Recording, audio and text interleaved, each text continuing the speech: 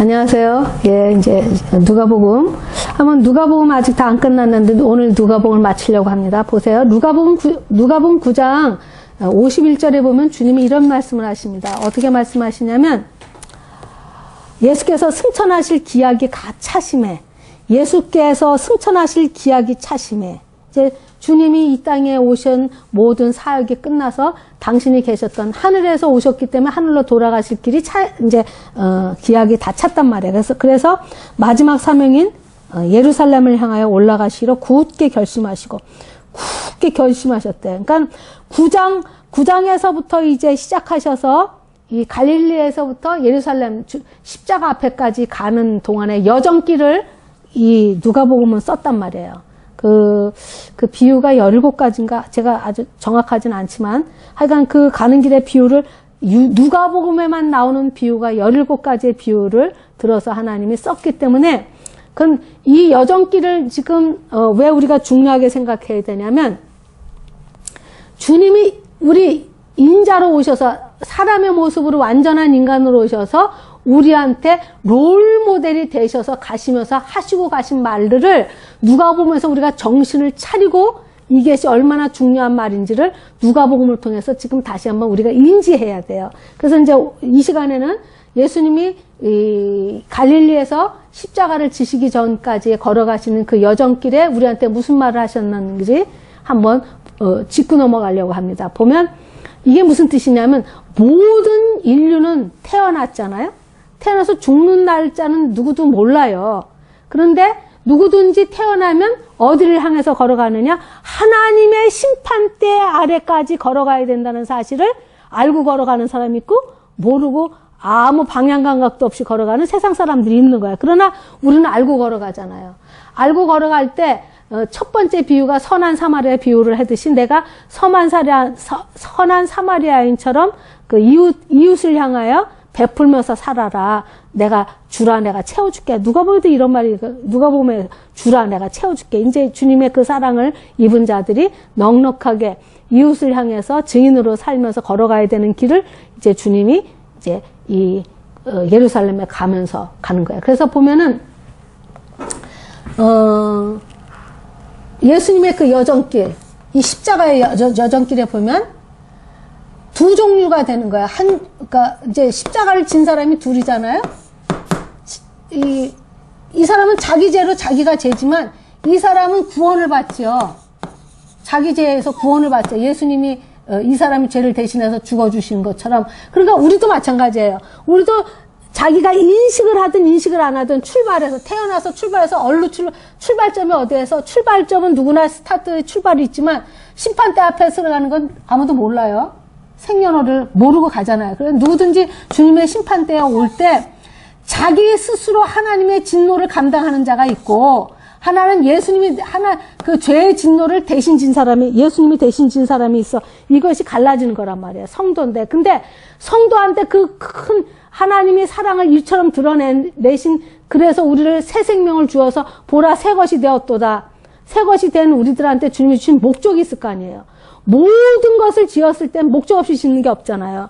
우리에게 예수님의 피값을 치러서 그 큰 대가를 치른 우리를 향해서 하나님이 뭘 하라고 하시나. 우리가 얼마나 보배롭고 존귀한 자로 변했을 때 그 존귀한 자로의 삶이 뭘 통해서 더 존귀한 자로 보배로운 자로 하나님 보시기에 진짜 눈동자같이 지킬 만큼 아깝고 보시기에도 아까운 하나님의 자녀로서의 사는 삶이 무엇인지를 정확하게 알고 가라. 이와 같이 이 젊은 애들이 아무 소망도 없이 길도 보이지 않고 방황하는 이 세대 내가 우리 아이들부터 시작해서 산 소망을 가지고 살 수 있는 길을 어떻게 열어줄 것인가. 누가복음에 써 있다는 거예요. 그래서 이 시간에는 이제 그것을 보면서 우리가 이제 가겠습니다. 그래서 보면, 그래서 우리는 누가복음을 읽을 때 예루살렘에 올라가시는 주님의 발걸음을 놓쳐서는 아니 되는 거예요. 왜냐하면 그래야만 십자가를 지시기 위해서 예루살렘에 올라가시면서 당부한 말씀이 무엇인지를 정확하게 누가복음에 써 있기 때문에 그 당부한 말씀의 의미가 주님의 마음을 헤아릴 수 있게 되기 때문이에요. 그 예루살렘에 올라가시면서 우리한테 당부한 말씀을 우리가 정확하게 깨달아야 주님이 이런 말을 왜 했구나. 우리를 위해서 이런 말을 이렇게 하셨구나. 우리를 잃어버린 자를 찾기 위해서 하나님이, 그리고 찾은 자들의 삶을 어떻게 살라고 하나님이 이렇게 롤 모델로 이렇게 얘기를 해 주셨구나. 그래서 성도들에게는 명심해야 되는 거예요. 주님의 마음을 절실하게 헤아릴 수 있기 때문에. 왜? 어디 가면서 갈릴리에서 굳게 결심했다는 말은 그 누가복음에 그 예수님은 완전한 인간의 모습으로 쓴 거예요. 가시면 아시잖아요. 지금 당신이 그 예루살렘 마음 그 수치의 대명사이고 죄인의 대명사인 그 십자가로 처형당할 때 그 당신이 당할 그 수치를 아시고 가는 거잖아요. 주님은 전지하시니까. 그러니까 인간의 마음으로 가긴 가야 되지만 인간의 모습에 참 인간의 모습이 있기 때문에 내가 가야지. 내가 가야만 돼. 이제 이런 뜻이에요. 내가 내 육신으로는 감당하고 싶고 나 그 십자가를 지고 싶지 않지만 그래도 내가 이를 위해서 너희를 이 마지막에 6월절을 내가 이 6월절의 실체 이 개혁을 해야지만 되기 때문에 그림자에서 실체로 개혁을 해야 너희들이 완전한 죄를 가리고 대속을 내가 해줘야 네가 하나님 앞에 화목하게 되고 예수님 다 아시잖아요. 우리를 의롭게 할 수 있는 이 일을 내가 해야 그래서 결단하는 말이에요. 이게 인간적인 힘으로 굳게 가야지. 그래 너희가 살지. 그래 그래야 하나님이 나에게 보낸 이 일들을 해야지만 하나님이 기뻐하시겠지. 하나님의 영광을 되찾는 것이 잃어버리는 하나님의 자녀를 찾는 거지. 이런 심정으로 이제 굳게 결심하고 간다는 거야. 그래서 누가복음 91장 이렇게 써 있잖아요. 50장 예수님께서 승천하실 기약이 참에 예루살렘을 향하여 올라가기로 굳게 결심하시고 이게 가야지. 내가 가야지만 너희들이 살지. 가야지만 인류를 하나님 앞에 내가 영광을 하나님의 그 아담으로 잃어버렸던 그 하나님의 명예를 찾아주고 잃어버렸던 자녀들을 하나님 앞에 돌아오게 해야지.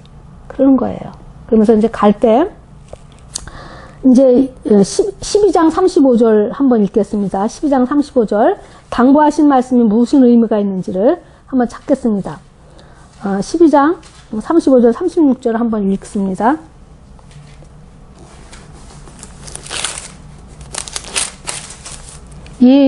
이런 말씀이 이제 허리에 띠를 띠고 등불을 켜고 서 있으라. 너희는 마치 그 주인이 혼인집에서 돌아와 문을 두드리며 곧 열어주려고 기다리는 사람과 같이 되라. 예. 이 말은 뭐냐면 우리한테 하시는 말이에요. 제자들한테 하는 말이에요. 허리에 띠를 띠고 등불을 켜고 서 있으라. 허리에 띠를 띠라는 거는 일하라는 거야. 일하라는 거야. 등불을 켜라는 건 내가 진리의 말씀을 이 복음의 말씀을 켜고 사람들이 이 복음의 말씀을 갖고 봐요. 등불을 있으라. 너희가 마치 그 주인이 혼인집에 돌아와 문을 두드리면 곧 열어주기로 기다리는 사람과 같이 되라. 주님이 이제 자기 신부들을 데리러 오잖아요. 자기 신부. 주님이 이제 신랑 대신 주님께서 오셔서 자기 신부들을, 우리를 신부로 표현하잖아요. 가장, 신부라는 건 신랑이 가장, 그 많은 여자 중에 가장 사랑하는 자를 찾아서 결혼해서 신부를 데리러 오는 그런 사랑의 그 메시지잖아요. 사랑. 신부라는 것은 인생의 가장 큰 기쁨의 잔치고 가장 기쁜 날. 여자한테 그 신부로서 가장 행복한 날. 신랑이 자기를 데리러 오는 날. 그래서 우리는 그 신부들을 주님한테 이렇게 주님한테 준비시키기 위해서 준비하는 자처럼 허리에 띠를 띠고 등불을 켜고 진리의 복음의 말씀을 들고 신부들을 신랑한테 이렇게 만나게 이렇게 준비할 수 있게끔 거룩한 처녀로 신실한 자로 이게 지금 제자들한테 하는 말이잖아요. 제자들한테 가시면서 우리들한테 지금 이렇게 성경 이제 신학생들한테 지금 이제 교회 리더들한테 우리가 바로 서야 돼. 항상 깨어서 허리에 띠를 띠라는 건 항상 일하고 있으라는 거야. 일하고 있으라는 거야. 영혼 구원에 대한 이 복음의 증인으로서의 구원 이거를 늘 생각하고 있으라는 거예요. 12장 당부하시잖아요. 사랑과 같이 되라 명령하시잖아요. 그래서 또 그러잖아요. 그러면서 또 이래요. 12장 40절 한번 읽어보실까요? 12장 40절. 이러므로 너희도 예배하고 있으라. 생각지 않을 때 인자가 오리라 하시니라. 벌써 주님이 십자가 지러 가기 전에 가시면서 하는 말이 벌써 주님이 재림하실 것, 심판주로 재림하실 것을 말씀하신다는 거에 대해서 여러분 특별히 기억하셔야 돼요. 아직 십자가를 지기도 전인데 주님이 가시면서 이제 마지막 가는 길이잖아요. 제자들하고 이제 마지막 가는 길이잖아요. 그러면서 너희들이 이 땅에 사는 동안 주님이 재림주로 주님이 오시는 것을 기억하고 그러므로 너희는 예배하고 있으라. 생각하지 않을 때 예수님이 오신대요. 벌써 심판주로 오시는 재림을 말씀하셨다는 걸 기억하셔야 돼요. 뭐 전체 주님이 오셔서 그 심판주로 오시는 날도 있겠지만 인간적으로 다 하나님 앞에 심판주 앞에 서야 되는 거는 다 각자 다르죠. 주님 앞에 누구든지 쓰니까 우리는 이제 죽는다 하고 잔다 하고 죽어서 우리가 죽으면은 하나님 앞에 가는 거잖아요. 그때 우리는 상을 받기 위해서 하나님 앞에 쓰는 거잖아요. 심판주 앞에. 정죄를 당하려고, 영원한 둘째 사망으로 하나님 앞에 가게 하려고 우리가 심판을 받는 게 아니라 우리의 그 착한 행실, 하나님이 그 증인으로 살면서 하나님이 일을 하고 네가 얼마나 나를 위해서 리스크를, 그러니까 얼마나 네가 나를 위해서 손해를 보고 살았니? 네가 하나님의 일을 하기 위해서, 그러니까는 이제 복음의 증인자로서 이렇게 단계가 있어요. 어떤 단계냐면 하나님이 기뻐하는 단계까지 한번 우리가 읽어봅시다. 한번 성경에서 말하는 대로 한번 찾아봅시다. 보면 첫 번째는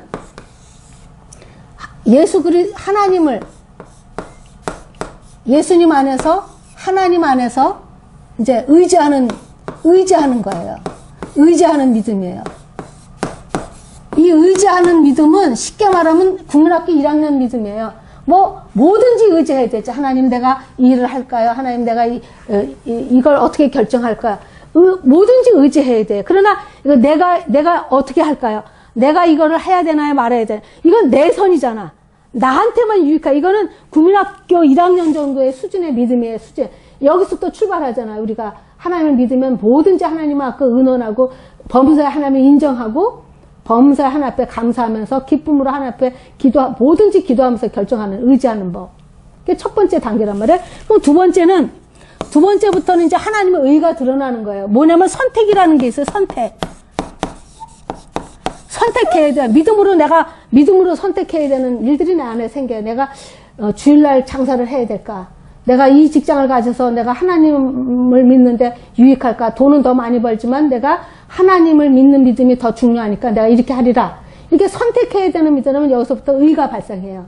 하나님의 의로 살 건지 인간의 유익으로 이 세상, 이 시대에 맞춰서 살 건지 이 선택이 들어가요. 여기서부터는 이제 하나님의 자녀로서 이제 의가 드러나는 거예요. 여기까지도 이제 이렇게 되면 이제 하나님이 와치하기 시작해요. 네가 이제 믿음의 모습이 보이는구나. 네가 이제 나를 인정하는구나. 이제 네가 모든 일에 나를 드러내기 시작하구나. 이제 하나님의 시선이 가기 시작하는 거예요. 그 다음에 세 번째가 뭐예요? 세 번째가 리스크 있는 삶. 리스크가 뭐냐면 손해나는지 알아. 내가 이렇게 하면은 내가 이렇게 살면 분명히 손해나. 예를 들어서 내가 인터뷰를 할 때, 미국에는 벌써부터 이런 인터뷰를 해. 인터뷰를 할 때 이렇게 너는 이 게이들의 이 법이 이런 법을 너는 어떻게 생각하냐. 예를 들면 요새 제일 이슈화되는 거. 미국에는 인터뷰를 그렇게 해요. 너는 이 법을 어떻게 생각하냐. 그러면 하나님께서 이 남자와 여자가 로마서에 보면 이것이 죄라고 되어 있을 때 저는 제 신앙 양심으로 이건 죄라고 생각합니다. 근데 약은 사람은 이것도 아니고 저것도 아닌 양쪽 다리 걸친 사람은 저는 제 의견으로는 뭐 그것을 뭐라고 말할 수 없습니다. 그냥 뭐 나라에서 뭐 법을 정했으니까 따라야 되겠죠. 뭐 하다든지 이렇게 또 한쪽은 그 인터뷰하는 그 주인의 마음을 읽어서 이 사람이 개인가 보다. 그러면 저는 이 법이 그 모든 사람에게 평등하다 생각합니다. 요 따위로 대답한다든지. 근데 분명히 그 사람, 인터뷰하는 그 회사가 이 게이가 주인이 그거를 물어본다고 치면 나는 분명히 이건 죄라고 생각합니다만 떨어질 거를 알면서도 하나님의 말씀 앞에 사느냐고 그렇게 인터뷰를 해서 떨어져서 어느 직장도 못 있고 내가 지금 하나님의 말씀 때문에 이렇게 리스크 나는 이런 손해보는 이런 삶을 살 때는 세상도 감당하지 못하는 이 믿음을 가진 자들, 자기 전 것을 자기를 희생해서 가는 것, 특히 예를 들면 제일 예를 들기 좋아하는 거는 선교사들. 자기 전 일생을 먹는 것부터 시작해서 사는 환경부터 시작해서 이 대한민국이 문화적으로 얼마나 발전했는지 여러분 모르죠. 저는 미국에 36년 살았는데 이 문화적인 혜택이요. 이런 컴퓨터라든지 이런 모든 이 시스템이요. 미국보다 빨라요. 그리고 화장실이 미국보다 훨씬 깨끗하고 길거리가 훨씬 깨끗해져서 이 대한민국이 문화적으로 얼마나 이 선진국을 뒤따라가는지 몰라요. 정신연령은 어떤지 몰라도 이 혜택이 이런 데서 살다가 저 중국을 간다든가 저기 네팔을 간다든가 그 미개한 나라 갈 때는 얼마나 리스크 나는 삶을 가는 거야. 손해보는 삶을 가는 이 선교사들이 하는 일이잖아요.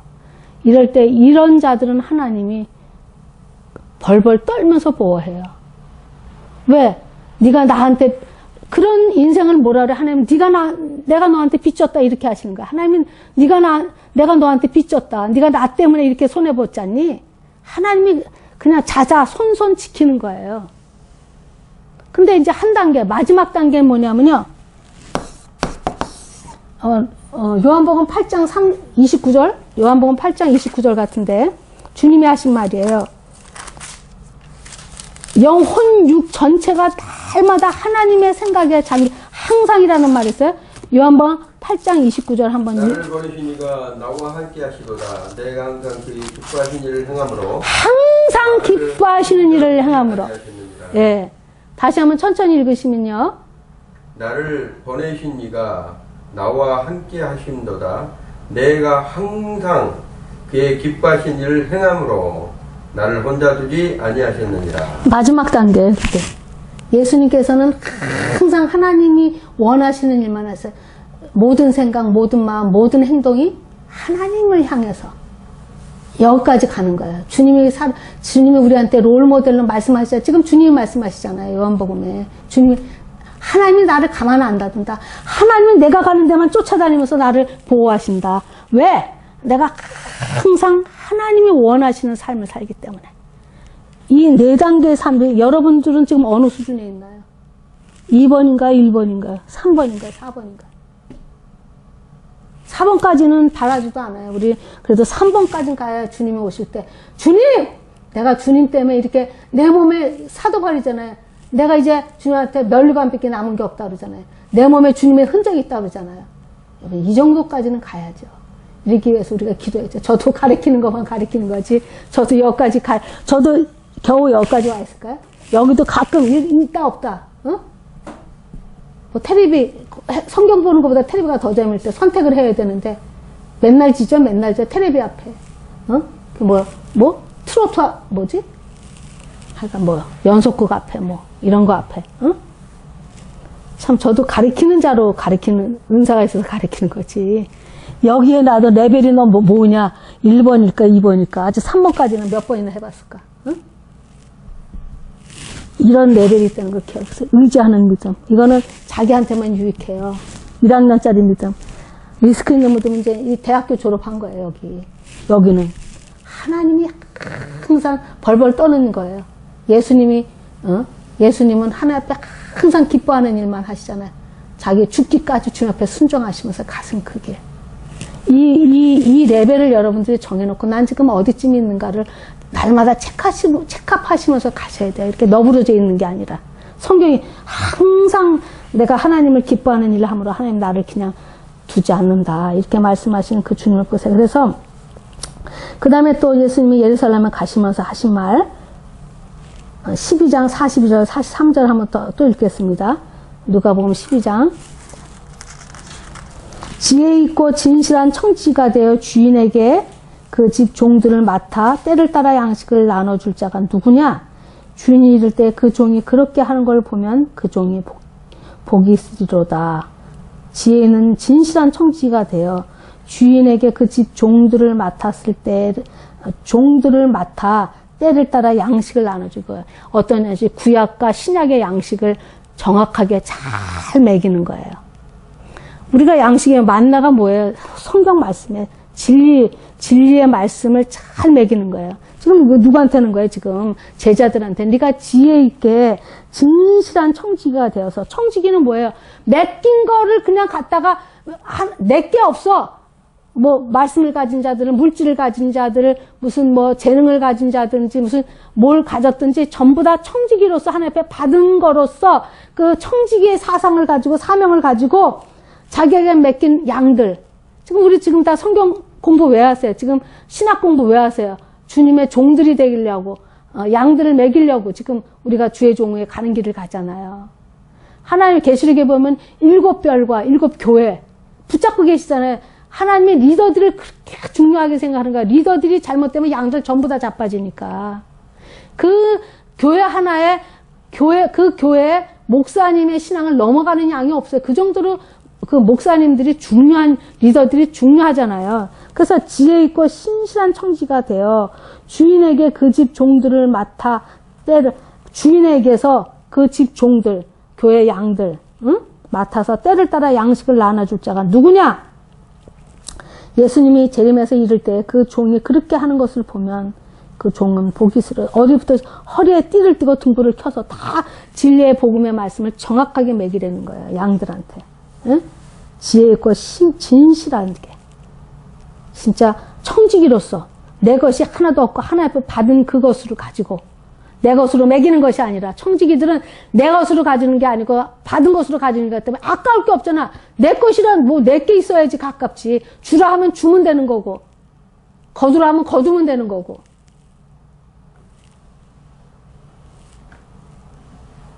이것이 다 목회자들에게 하신 말씀이잖아요. 지금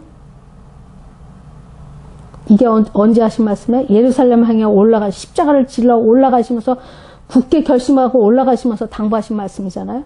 기억해 두셔야 돼요.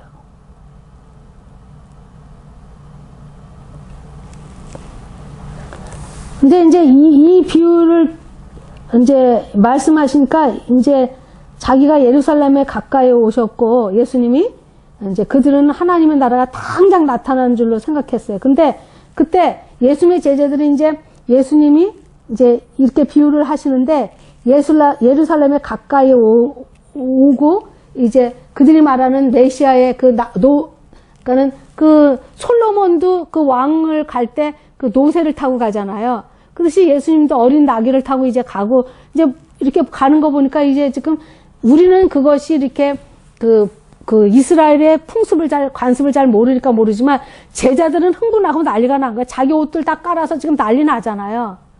당장 이제 하나님 나라가 나타나는 줄 알았는데 주님이 19장 11절에서 13절 읽어보세요. 뭐라고 말씀하시나.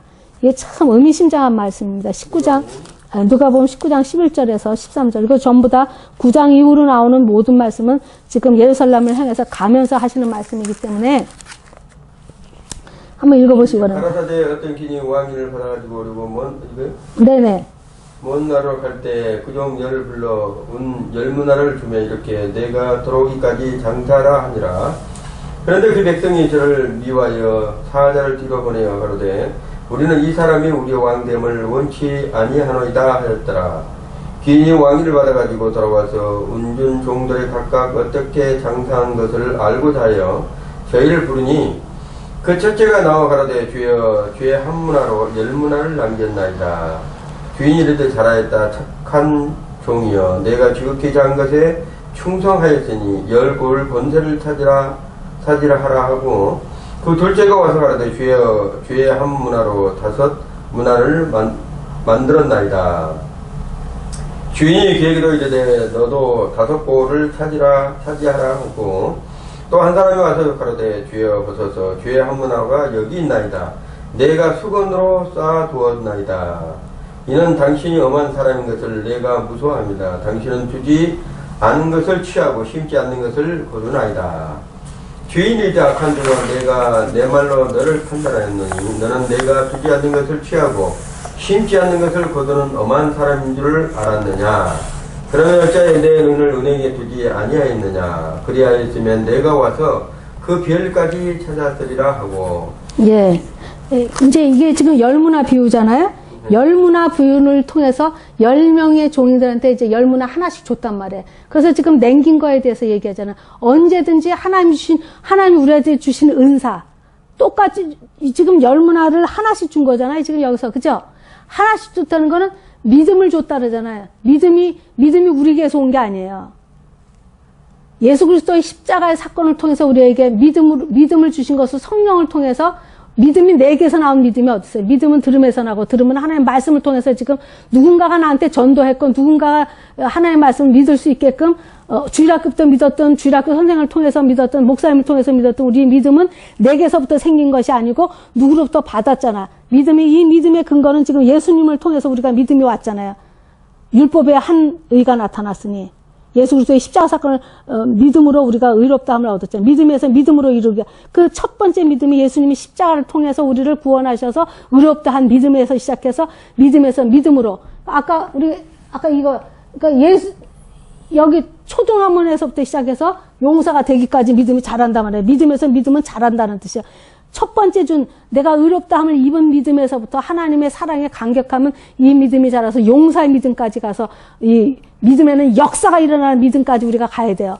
저도 이 가르치면서 참 부끄럽지만 내 믿음의 역사는 얼마나 일어났나 부끄럽지만 anyway 하여간 그래서 지금 주님이 지금 19장 11절 13절을 통해서 이제 우리가 읽어보면 지금 이 문화 사건이잖아요. 하나님이 주신 내가 믿음을 하나님이 우리를 이렇게 우리한테 마지막 때 믿음을 보겠느냐 그래요. 마지막 때 내가 믿음을 보겠다 그러는 거예요. 내가 믿음으로 살았냐, 내 생각들었냐, 세상의 물결 따라 사냐, 이 시대가 딱 가는 대로 갔냐. 똑같이 한 문화씩 줬다는 건 하나님이 예수 그리스도의 대속의 사건을 통해서 의롭다함을 입은 믿음을 시작됐죠. 그 믿음이 시작이잖아요. 그래서 이 믿음은 사용할수록 커지잖아요. 하나님을 의지하고 그 약속의 말씀을 믿고 그 말씀대로 행할 때 이 믿음이 점점 커지잖아. 열문화는 완전한 수란 말이에요. 열 숫자. 한 번도 하나님 말씀에 의심하지 아니하고 그대로 믿었을 때 그 믿음이 100배의 열매를 맺게 하잖아요. 100배, 60배, 30배의 믿음이 있잖아요. 그런 것처럼 이렇게 우리가 믿음으로 얼마나 큰 믿음으로 살았느냐 하나님이 내가 네 믿음을 보는 날이 있다는 거예요. 언제? 이게 지금 언제 얘기하는 거예요? 예루살렘에 가시면서 십자가 앞에 쓸 날, 심판할 날이 쓴다 이거예요. 지금 우리한테. 네 인생 중에 믿음으로 하나님이 너를 이렇게 믿음으로 얼만큼 네가 믿음을 사용했냐라고 물어보는 날이 있다는 소리예요. 이게 지금.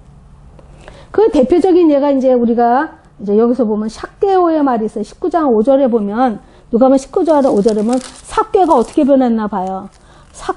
삭개의 모습을 해서 보면 19장 5절 한번 예수께서 그것을 이르사 우러러 보시고 이르되 삭개오야 속히 내려오라 내가 오늘 내 집에 유하여 하겠다 하리니 급히 내려와 질과하여 영접하거늘 못사람들이 보고 수군거려 가로되 저가 죄인의 집에 유하러 들어갔도다 하더라. 삭개오가 서서 주께 여짜오되 주여 보시옵소서 내 소유의 절반을 가난한 사람에게 주겠다오며 만일 이것을 토색한 일이 있으면 4배나 갚겠나이다. 예수께서 이르시되 오늘 구원이 이 집에 이르렀으니 이 사람도 아브라함의 자손이리로다. 예, 이제 여기서 이제 우리가 한번 짚고 넘어갑시다. 보면 보세요. 예수께서 19장 1절에 보면 예수께서 여리고로 지나가시더라. 왜 들어가요? 삭개오 만나려고.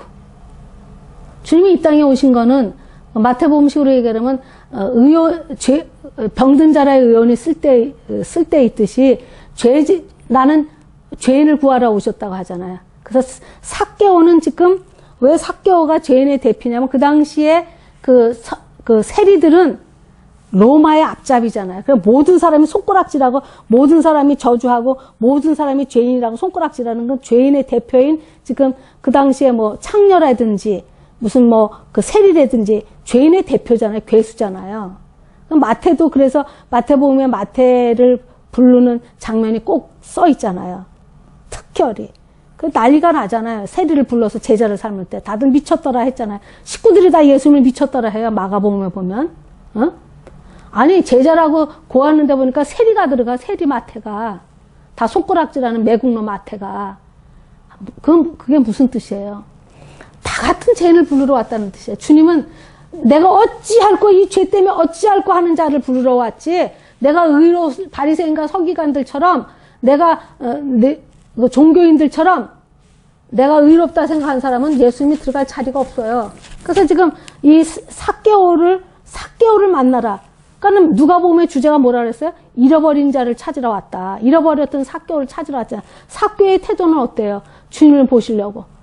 자기가 죄인 중에 개수라, 자기 스스로 죄의식을 가지던 삭개오, 그래도 주님을 찾아라, 보러 지금 나무 꼭대기까지 올라가 있잖아요. 나는 지금 주님을 만나고 주님 앞에 주님을 만나서 내 인생이 변화되려고 얼마나 내가 주님을 찾고 이런 내 모습이 있는가. 삭개오처럼 많은 사람이 나도 삭개오랑 똑같아. 내가 죄인이죠. 근데 주님이 뭐래요? 삭개오네 집에 내가 오늘 내 집에 유하리라.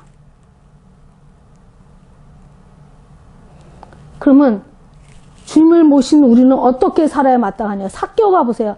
주여 보시옵소서, 내 소유의 절반을 가난한 자에게 주겠사오며 만일 누구의 것을 속이거나 뺏긴 있으면 내 값을 갚겠나이다. 변화된 삶이 있어야 하나님의 영광을 돌리죠. 이게 지금 주님이 이 19장에 1절에 들어가면서 여리고로 가는 게 아니라 예루살렘에 가는 길에 잃어버린 을 찾으면서 가면서 그 잃어버린 자의 태도가 어떻게 해야 되느냐. 제자들이 허리에 띠를 띠고 등불을 켜고, 그 다음에 믿음을 사용해서 살고, 왜 하나님께서 마지막에 오셔서 우리한테 하나님 앞에 섰을 때 할 말이 있어야 된다는 거예요. 하나님의 핏값으로 사신 그 사랑에 나는 어떻게 하나님 앞에 그 은혜에 어떻게 나는 삶을 살았나. 삭개오 그러잖아요. 변화됐잖아요. 절반을 팠는데 데다가 또 자기가 그게 뭐야, 토색한 거에 4배나 갚아요. 전 재산을 들여서 내가 하나님을 위해 살겠다는 뜻 아니에요? 내가 이 청지기로 살겠다는 뜻이에요, 이게 지금. 내가 청지기의 삶을 살겠나이다, 주님을 위해서. 주님이 하라는 대로 하겠습니다, 이 뜻 아니야. 이렇게 변화된 삶이 내 삶 속에 예수를 믿음으로 내가 구원받은 이 간격이 있으면, 간격으로 끝나는 게 머리통으로만 끝나는 게 아니라 가슴으로만 끝나는 게 아니라 내가 얼마나 실천하고 살았느냐예요. 사도 바울처럼. 아니, 이 삭개오, 죄인 중에 개수인 삭개오가 하나님의 은혜를 받고 나서 얼마나 그 사랑이 간격했는지 자기 전 재산을 다 들여 주님을 섬긴다는 거 아니에요. 주님의 영광을 드러나게 변화된 삶을 세상 사람한테 보여야 되는 이거예요. 지금 삭개오를 통해서 하나님이 이 예루살렘에 가시면서 우리한테 이 삭개오의 집을 둘러서 하셨다는 거야. 그럼 삭개오의 죄는 누가 쳐? 네 죄는 내가 너 대신 내가 지금 십자가로 지러 가자니? 그래서 삭개오를 의로로 만들어 놨을 때 삭개오가 의롭다던 증거가 뭐예요? 변화된 삶이요. 변화된 삶이 돼야 하나님의 영광이 될 거 아니에요. 가시면서 이 얘기를 했다는 거에 대해서 여러분들이 그래서 이렇게 되잖아요. 변화된, 내 갑절이나 갚겠습니다. 어? 주여 보시옵소서, 내 소유의 절반을 가난한 자에게 주겠사오며, 내가 이 땅에서 남한테 가슴 아프게 한 일 있으면 회개하고 그 사람을 풀어주고, 갑절이나 갚겠습니다. 내 갑절이나 4배나 갚겠나이다. 우리 인생에 이 정도의 리스크가 나는 삶을 살아야 돼요. 그래야 하나님 앞에 영광이 돼요. 그리고 증인들에게 하신 그 마지막 부분은, 그러니까는 증인에게 우리들에게 하신 마지막 부분은 뭐라고 그러냐면 24장 46절, 47절 한번 다시 읽고, 24장 46절, 47절 한번 보겠습니다. 또 이르시되 이같이 그리스도가 고난을 받고 제3일에 죽은 자 가운데서 살아날 것과 또 그의 이름으로 죄사함을 얻게 하는 회개가 예루살렘으로부터 시작하여 모든 족속에게 전파될 것이 기록되었으니. 예. 이 말씀이세요. 지금 우리가 증인으로 살 때 증인의 이야기 이같이 그리스도께서 고난을 받고 제3일에 죽으시고 부활하셨다. 예수님이 우리 죄를 위해서 죽으시고 부활하셨다. 부활해서 다시 오신다. 이 복음이 들어가는 곳에는 분명히 회개가 있어야 된다는 거예요. 죄사함을 얻은 자에게는 분명히 옛 아담으로 살던 자기가 하나님이 되어서 자기가 주인이 되어서 자기 인생을 좌지우지하면서 살았던 그 잘못된 그 삶에 내가 내 스스로 내 주인이 되어 살았던 그 삶에 분명한 회개가 일어나야 되는 거예요. 그래서 회개가 예루살렘에서부터 시작하여 모든 족속에 전파될 것이 기록되었으니 너희는 이 모든 일의 증인이라. 근데 이렇게 되려면 볼지어다 내가 내 아버지의 약속하신 것을 너에게 보내리니 너는 이로부터 능력을 입히울 때까지 이 성에 유하라. 성령 받은 자만이 할 수 있는 일에 증인은 아무나 할 수 있는 게 아니에요. 하나님의 생명인 성령이 오셔야 되는 거예요. 성령이 뭐냐? 여러분들 성령이 뭐냐 내가 다시 한번 정확하게 설명합니다. 보세요.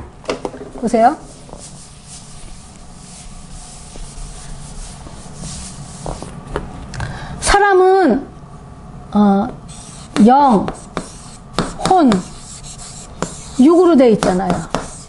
그러면 영은 어디서부터 하냐면 이 영이 성령이란 말이에요. 이 영이 하나님의 생명이 들어온 거잖아요. 하나님의 생명이.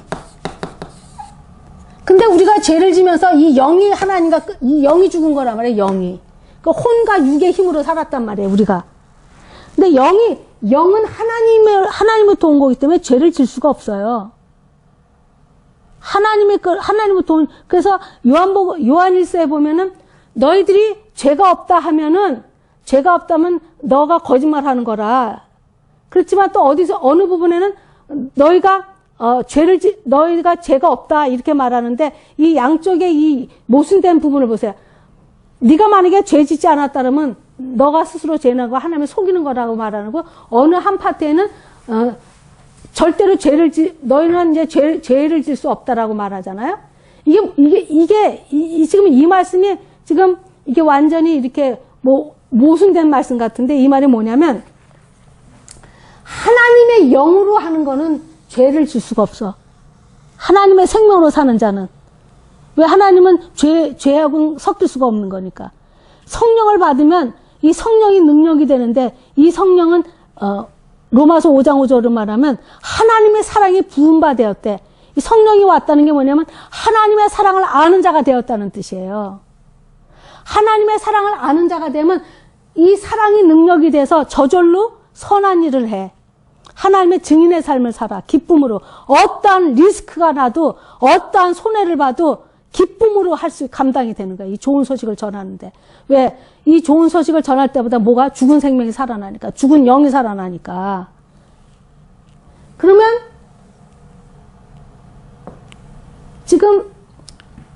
이제, 아까 이제 로마서를 하다가 이제 로마서에서 나오는 말이 로마서 8장에 보면 정죄함이 없다 하잖아요. 그러면 여기서 우리가 이제 여기서도 이제 모순된 말이 그러면 내가 죄를 지면은 정죄함이 없이 그냥 뻔뻔하게 살라는 말이에요. 그래서 6장에 보면 네가 은혜를 더하려고 죄를 더 지겠느냐? 그러니까 법이 없는 법을 없는 자처럼 살겠느냐?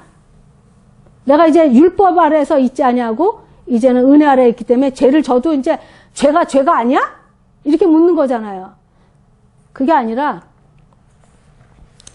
이제는 법 아래가는 이 송사거리가 없어졌다는 거예요. 법 아래 있는 사람은 정죄를 당하게 돼 있잖아요. 율법 아래, 죄 아래, 심판 아래가 되잖아요. 끝이 심판이잖아요. 정죄를 받잖아요. 근데 예수님이 그 율법을 폐하고 율법을 마침이 되고 율법이 완성이 되었다는 뜻이 뭐냐면 이제 우리가 그 법 아래 있지 않고 은혜 아래에 있기 때문에 우리는 죄 진 걸로는 지옥에 가고 하나님의 둘째 사망에 들어가지 않는단 말이에요. 그러면 죄를 져도 띵까띵까 괜찮으냐? 아니요. 죄를 지면 이제 어디다 죄를 짓느냐 하면 하나님의 십자가의 사랑에 죄를 짓는 거예요. 훨씬 더 커졌어요. 내 안에. 내 마음에 죄 때문에 마귀한테 송사당해서 다시 나락으로 떨어지는 건 아니에요.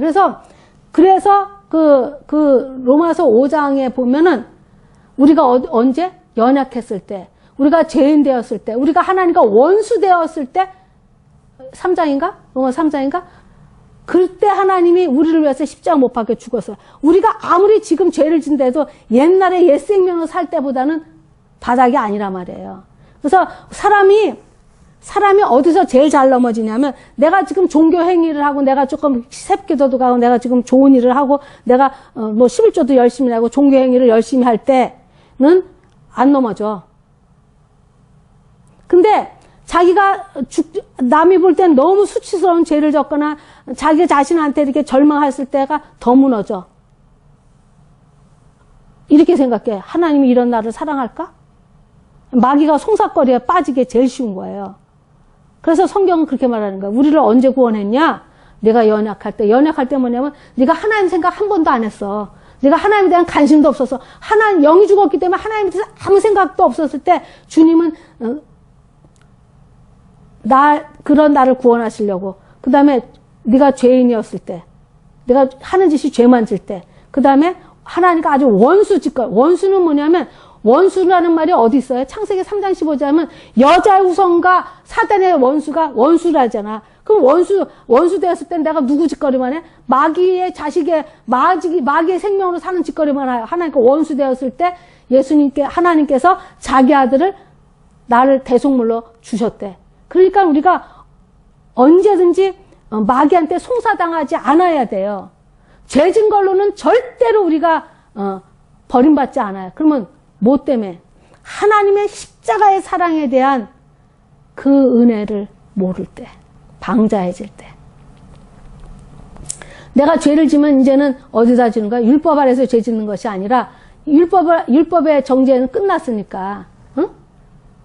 십자가의 사랑, 그 하나님의 십자가 자기 아들 십자가의 사랑으로 우리를 구원한 그 사랑에 내가 죄를 짓는 거라. 때려도 하나님이 때리신다잖아요. 뭐라 그래요?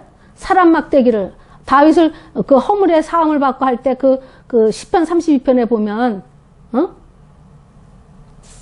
바울이 그 로마서에서 그 의롭다함을 입었을 때 증인으로 누를 불러요? 아브라함하고 다윗 둘을 부르잖아요. 특히 아브라함은 믿음으로 의롭다함을, 믿음으로, 행위가 아니라 믿음으로 의롭다함을 입은 자의 대표 주자를 뽑고, 다윗은 고의로진 죄잖아요. 그때는 율법으로도 제사법으로도 절대로 재산 받을 수 못할 죄를 졌어요. 다윗은 고의로 우리아를 죽였고, 그 다음에 남의 아내 강간죄로 지었고, 그 다음에 조작했잖아요. 거짓으로. 그러니까는 율법에도 참작이 있어요. 부지 중에 사람을 죽였을 때는 도피성으로 도망가라 그러잖아요. 그러나 살인도 자기가 교사해갖고 다 꾸며서 죽인 살인은 반드시 돌로 쳐 죽이라고 돼 있잖아요. 율법에. 그런 죄를 지적했을 때 다윗이 울고불고해. 얼마나 울었는지 자기 눈물로 침상에 다 둥둥 떴대. 왜? 자기 죄는 그 당시에 그 구약의 법으로는 용서받지 못할 죄거든요. 그런데 그 허물의 죄사함을 가림을 받은 자의 복에 대해서, 그래서 다윗이 그걸 쓴 거예요. 그러면서 뭐라고 썼어요? 상한 심령밖에 드릴 것이 없습니다라고 들어가는 거예요.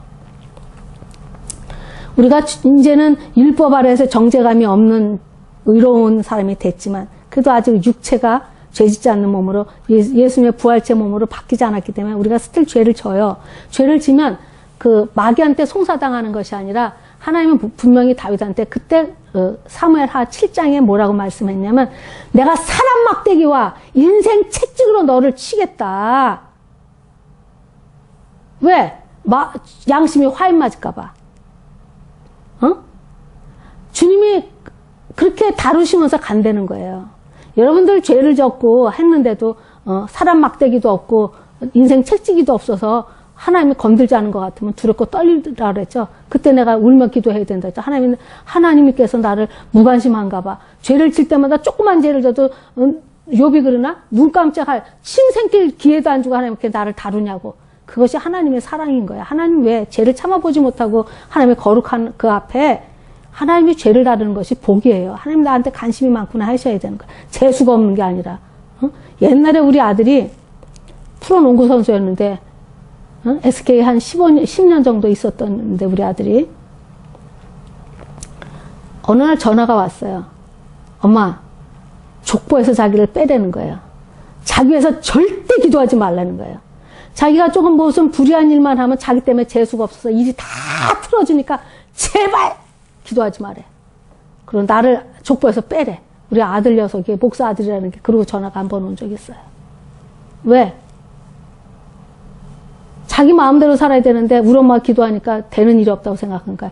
왜 자기가 하나님 눈에 밖에서 살라고 하는데 하나님이 쳐다보고 있다고 생각하니까 되는 일이 없다는 거지. 그 우리 아들이. 그러니까 욥이 그러잖아요. 춤 생길 힘도 안 주고 눈 깜빡할 새도 없이 하나님 이렇게 나를 이렇게 다루시냐고. 그게 복이에요. 그게. 왜 하나님은 우리를 당신의 아들로 만드셔서 거룩하고 흠없는 자로 세우셔야만 되시기 때문에. 예수님이 십자가. 그래서 우리가 정죄감이 없는 게 아니에요. 뭐에 대한 내 안에 그 두려움이 있고 떨림이 있냐면 십자가의 사랑을 받은 내가 이렇게 하면 안 되지. 이 마음으로 이 마음으로 내 스스로 내가 죄를 멀리하게 하는 거예요. 이 사랑의 힘으로 십자가의 사랑이 뭔지 깨달으면은 내가 이렇게 하면 내가 예수님을 다시 십자가 못 박는 거지. 이렇게 하면 내가 예수님 마음을 아프게 하는 거지. 그러라는 거야 이게 지금.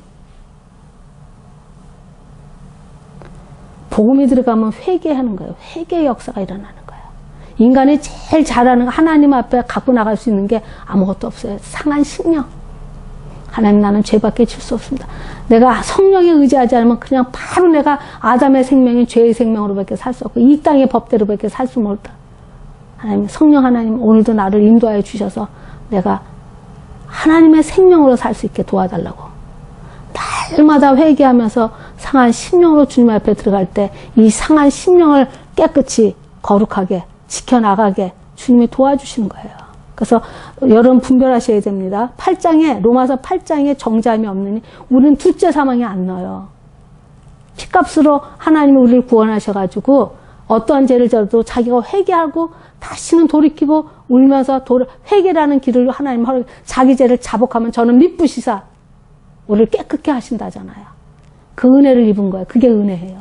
그러나 우리가 죄를 지면 마귀한테 송사당하는 죄가 아니라 하나님 앞에 두들겨 맞아더라도 내가 아버지한테 맞는 게 좋아요. 다윗이 그게 위대함이에요. 내가 맞아도 아버지한테 맞겠다. 그러잖아요. 그 인구조사했을 때. 택해라 그러니까 내가 아버지한테 맞겠다 그러잖아요. 그런 거야. 인생 막대기, 사람 막대기와 인생 채찍을 통해서 우리를 인도해 가시는 거야. 왜? 하나님이 의를 입었기 때문에 네가 아담의 피의 자식이 아니라 하나님을 닮아가 하나님의 영광을 드러내야 되는 네 모습 속에 그 죄를 계속 하나님이 사람 막대기 인생 채찍을 통해서 깨끗이 한다는 것이 복음 중에 복음이에요. 자식이 보면 아우 저거 누구 자식이야? 저 누구네 집 아들에서 제 애비 닮았네. 이 소리 듣잖아요. 자식이 잘못하면 아우 우리는 하나님의 자녀, 저 하나님의 자녀 맞아. 이런 소리를 들으려니까 하나님 우리를 계속. 그래서 내 안에 정죄감은 어떻게 생겨야 돼요? 좌절하는 정죄감이 아니라 하나님의 사랑에, 십자가의 사랑에 내가 이렇게 살면 안 되지. 다시 돌이키는 힘이 되셔야 되는 거예요. 그래서 자복하려는 거예요. 하나님의 사랑에 내가 이렇게 잘못했습니다. 용서해. 주님의 십자가를 다시 주님의 십자가로 주님 마음을 아프게 하네. 내가 주님의 손에 못 박았네요. 손으로 진제, 머리로 진제, 이제. 머리로 진제, 가시가 다시 쓰게 하셨네요. 발로 진제, 눈으로 진제, 전부 다. Anyway. 그래서 마지막 때 주님이 24장 마지막 구절이 이렇게 되는 거예요. 이르시되 그리스도의 고난받은 제사며 죽은 자 가운데 살아날 것과 또 그 이름으로 제사함을 얻게 하는 회개가 예루살렘부터 시작한 모든 족속의 전파때가 기록되었으니 너는 이 모든 일에 주님이 이 땅에 오셔서 우리 죄를 위해서 죽으시고 장사잔바 되었다 부활하셨다가 재림주로 다시 오신다. 이 모든 일 지금 누가복음의 이 구약부터 이 모든 복음의 이것이 예루살렘부터 시작된 이 복음이 시작돼서 지금 우리한테까지 아직도 가지 않은 종족들에까지 이 증인으로 살려는 거예요. 이거 언제 했다? 예수님이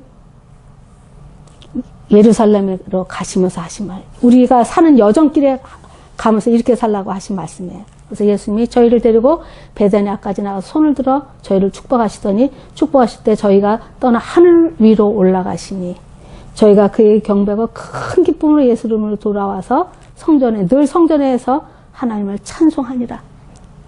여러분 이 코로나로 힘들 때 앉아서 계속 찬송가를 날마다 부르시면서 찬송하시기 바랍니다. 염려 걱정하지 마. 텔레비 뉴스 들으면 걱정될 게 더 있어요? 그 소리 하지 말고 시편 91편을 아침마다 아이들한테 읽어주면서 천인이 만인이 쓰러져도 하나님 앞에 믿음으로 사는 자를 어떻게 지키는지 알고, 그래서 우리가 하나님을, 그들이 성전에 있어 하나님과 함께 있어 날마다 찬송하니라. 아멘. 기도하겠습니다. 하나님 감사합니다. 예수님의 십자가의 보혈의 사랑이 얼마나 큰지 깨닫게 하셔서 우리가 그렇게 살 수 있도록, 이제 증인으로 살 수 있도록 다시 한번 결단하고, 세상이 흉흉하더라도 말씀 붙잡고 날마다 승리하는 우리 모두가 되게 축복하여 주시옵소서. 감사하고 예수님의 이름으로 기도드렸사옵나이다. 아멘.